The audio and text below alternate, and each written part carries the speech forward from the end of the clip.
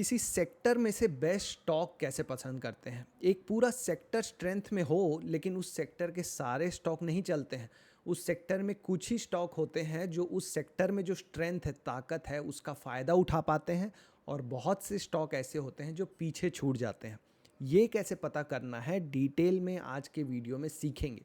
Welcome to trade with books. मेरा नाम है विकास और आपको कोशिश कर रहा हूँ मैं स्टॉक मार्केट आसान बनाने के लिए।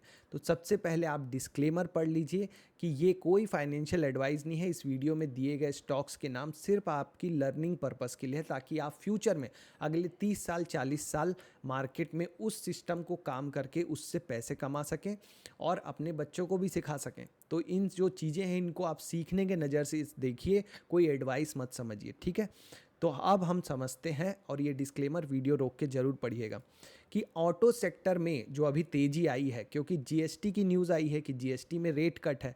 तो ऐसा क्यों है कि कुछ स्टॉक तो अच्छा भाग रहे हैं लेकिन कुछ स्टॉक पीछे छूट गए हैं। जैसे ये ऑटो सेक्टर के कुछ स्टॉक्स का नाम आप देखिए। एमएनएम आज भी 2.4% अप है, कल भी 6% अप था। और आइसर मोटर, अशोक लेलैंड, ये सब अप है। मतलब ये सब में वो स्ट्रेंथ दिख रही है कि जीएसटी में रेट कट होने वाला है तो गाड़ियों की बिक्री बढ़ेगी या जो भी है। तो ये इनके फंडामेंटल के कारण है। अल्टीमेटली आप जो स्टॉक ले रहे हो वो किसी फंडामेंटल रीज़न के कारण ही ऊपर जाता है। जब उसकी कमाई बढ़ेगी तभी उसके शेयर का प्राइस बढ़ेगा। तो लोगों को अगर लगता है कि इस कंपनी की कमाई बढ़ेगी, इस कंपनी में अच्छी कारें हैं, इस कंपनी की सेल्स बढ़ेगी, तो वो उस कंपनी का शेयर बढ़ता है। और अगर आपको लग रहा है लोगों को कि टाटा मोटर का शेयर नहीं बढ़ेगा, उसकी अर्निंग नहीं बढ़ेगी, इसीलिए वो शेयर वहाँ रुका हुआ है। अब ये कैसे पता चलेगा कि ऑटो सेक्टर में कौन सा स्टॉक स्ट्रांग है, कौन सा वीक है? फंडामेंटल अगर आप ना देखना जाने तो भी कोई बात नहीं। भाव भगवान छे, जो बोलते हैं ना गुजराती में, भाव भगवान छे। प्राइस में सब कुछ दिखता है। अगर कोई बड़ा आदमी आके खरीदेगा तो प्राइस में वो दिखेगा, प्राइस में वो स्ट्रेंथ दिखेगी, ताकत दिखेगी, क्योंकि प्राइस नीचे नहीं गिरेगा। तो वो हमें अगर पहचानने का एक सिंपल तरीका मिल जाए तो हम ये पहचानना जान सकते हैं कि इस सेक्टर में कौन सा स्टॉक स्ट्रांग है और उसी में एंट्री करेंगे, हम वीक वाले में नहीं करेंगे। अब ये जानने के बहुत से तरीके हैं, मैं आपको वो सब कुछ बताऊंगा डिटेल में। आराम से सीखिए, सीखने के लिए 10-15 मिनट दीजिए तो आपको काफ़ी काम आएगा आगे। तो यहाँ पे हम क्या कर रहे हैं, एमएनएम का चार्ट हमने खोला है डेली टाइम फ्रेम का tradingview.com पे। पहले तो मैं आपको प्राइस एक्शन से समझाने की कोशिश करता हूँ, फिर आपको एक इंडिकेटर RS123 से दिखाऊंगा कि आसानी से स्ट्रेंथ को कैसे देखा जा सकता है। तो पहले तो प्राइस एक्शन से समझते हैं, ताकि जो कोर है, जो इस चीज़ के पीछे की कहानी है, ये जो रिलेटिव स्ट्रेंथ है ये तो इंडिकेटर है, लेकिन जो पीछे की कहानी, असली कहानी जो वो तो समझ में आए। तो एमएनएम का स्टॉक जो है, जीएसटी न्यूज़ आने के बाद कल 6%, आज 2% अप था। टाटा मोटर कल भी डाउन था, आज भी डाउन है जीएसटी न्यूज़ आने के बाद। तो ये कैसे हुआ कि टाटा मोटर में वो स्ट्रेंथ क्यों नहीं आई जीएसटी न्यूज़ आने के बाद, और एमएनएम में क्यों आई? अब इसको बंद कर देते हैं और समझने की कोशिश करते हैं। अगर आप अभी अभी अभी जो ये वीडियो अपलोड हो रहा है तो अभी चल रहा है सितंबर 2025। लास्ट ईयर सितंबर से निफ्टी में एक फॉल आ रहा हुआ है। निफ्टी का अगर आप चार्ट यहाँ पे ओपन करें, पहले निफ्टी आराम से समझिए, बहुत अच्छी बात बताने जा रहा हूँ मैं। निफ्टी आप देखिए, ये सितंबर से लास्ट से उसमें एक फॉल है, ये निफ्टी में एक फॉल आया है। एक बात कही जाती है कि जब आपका मेजर इंडेक्स जब गिर रहा हो, जब मेजर इंडेक्स इस तरीके से गिर रहा हो, तो जो स्टॉक साइडवेज हो गए हों या तो ऊपर जा रहे हों वो होते हैं स्ट्रॉन्ग स्टॉक्स, क्योंकि उनमें सेलिंग नहीं आई। आपके जो इंडेक्स में जो सेलिंग आई, जो बिकवाली आई, उसका फ़र्क स्टॉक में नहीं दिखा, मतलब वो स्टॉक क्या है, स्ट्रॉन्ग है। और जो स्टॉक इससे भी ज़्यादा गिर गया हो वहाँ पे असली बिकवाली आई है। अब निफ्टी में तो 50 कंपनियां हैं, सब में तो बिकवाली नहीं आई होगी। हो सकता है इनमें 20 स्टॉक में ज़्यादा सेलिंग आई होगी और 20 स्टॉक में कम सेलिंग आई होगी। 10 स्टॉक फ्लैट भी रहे होंगे, 10 स्टॉक ऊपर भी गए होंगे। तो उस तरीके से आपको पता चलता है कौन से स्टॉक में सेलिंग आ रही है, कौन से में नहीं। तो अगर आप इसको ध्यान में रखें कि निफ्टी में ये जो फॉल आया, तो क्या एमएनएम में फॉल आया?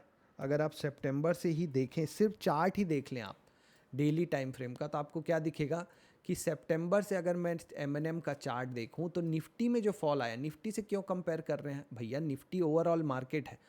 सितंबर अगर आप देखें तो सितंबर से देखेंगे तो ये तो साइडवेज था, निफ्टी तो गिर रहा था पर ये साइडवेज था, मतलब ये स्टॉक स्ट्रांग था, है तो जब थोड़ा सा भी बाजार में माहौल आएगा, जैसे जीएसटी की न्यूज़ आई, तो यही सबसे पहले भागेगा और सबसे ज़्यादा भागेगा ना। वैसे ही अगर आप टाटा मोटर देखें, टाटा मोटर ये फ्री वर्जन है भाई ट्रेडिंग व्यू का, तो टाटा मोटर में आप देखो बिकवाली, यही कोई सितंबर अगस्त सितंबर से, ये देखिए नीचे आप देखिए डेट सितंबर का महीना, सितंबर के महीने से निफ्टी तो गिरने के बाद ऊपर भी आ गया, निफ्टी तो यहाँ से गिरा और वापस यहाँ आके अभी यहाँ ट्रेड कर रहा है, पर ये तो देखिए यहाँ नीचे की तरफ। मतलब यहीं से पता चल रहा है कि इसमें स्ट्रेंथ नहीं है। उसके पीछे कारण चाहे कोई भी हो, वो कारण हमको जानने की भी ज़रूरत नहीं है। फंडामेंटल में हो सकता है बहुत से कारण हो, टीटीएम प्रॉफिट ग्रोथ आप दोनों कंपनी का देखेंगे तो आपको पता चल जाएगा, सेल्स देखेंगे तो पता चल जाएगा, लेकिन यहाँ प्राइस में ही दिख रहा है ये। तो जब भी कोई फॉल आता है मेजर इंडेक्स में, आपको देखना चाहिए कौन से स्टॉक साइडवेज हो गए हैं, वो स्टॉक स्ट्रांग होते हैं। अब इसी चीज़ को सिंपल तरीके से देखने का एक और तरीका क्या है, रिलेटिव स्ट्रेंथ इंडिकेटर लगा लो जो कंपेयर कर रहा है निफ्टी से आपके स्टॉक को। आसानी से समझिए, बिल्कुल शांति से, मार्केट एकदम शांति से समझिए। शनिवार को बैठिए और देखिए कौन सा स्टॉक साइडवेज है जब से निफ्टी गिर रहा है तब से, बस वही है आपका आने वाले टाइम का लीडर, और वही बढ़ेगा जब कोई भी न्यूज़ आएगी या आने वाले टाइम में जब मार्केट ऊपर जाएगा तो। अब यहाँ पे हम क्या करते हैं, इंडिकेटर सेक्शन में जाते हैं और लिखते हैं रिलेटिव स्ट्रेंथ ऑफ स्टॉक, और ये जो भारत ट्रेडर वाला इंडिकेटर है ये लगाते हैं। मैंने पहले से यहाँ नीचे लगाया हुआ है। अब आप देखिए यहाँ से ही ये लाइन जीरो के नीचे आ गई थी जब ये टाटा मोटर ऊपर की तरफ था, तो यहाँ से ही ये स्टॉक क्या है, वीक है। हमारा सिस्टम क्या है कि जब ये जीरो लाइन को क्रॉस करे तो हम खरीदते हैं, और जब ये जीरो लाइन के नीचे आ जाए तो हम बेच देते हैं। अब ये यहाँ से स्ट्रांग है, जब ये जीरो लाइन को क्रॉस करेगा तब इसमें स्ट्रेंथ आनी चालू होगी, पर ये पूरे जोन में क्या था, ये वीक था, इसीलिए जब न्यूज़ आई तो ये वीक ही रह गया। लेकिन अगर आप वहीं पे M&M के स्टॉक में RS-123 लगाएंगे तो आपको दिखेगा ये उतना वीक नहीं था, जो वहाँ से वो नीचे चला गया ये हमेशा ही ऊपर रहा है, अभी भी ऊपर है। तो ये साइडवेज भी रहा और मार्केट्स के साथ कंपेरेबल रहा, मार्केट के साथ साथ चला या तो उससे स्ट्रॉन्ग ही चला, इसीलिए M&M के स्टॉक में ये तेज़ी आई। तो ऐसा आप किसी भी सेक्टर में जब आप कोई, पहला तो आप सेक्टर आइडेंटिफाई करते हो कि मुझे एनर्जी सेक्टर में इन्वेस्ट करना है, आईटी सेक्टर में इन्वेस्ट करना है, किस सेक्टर में इन्वेस्ट करना है। अब एक बार जब वो डिसाइड हो गया तो उसके बाद आप डिसाइड करते हो कि कौन सा स्टॉक लेना है।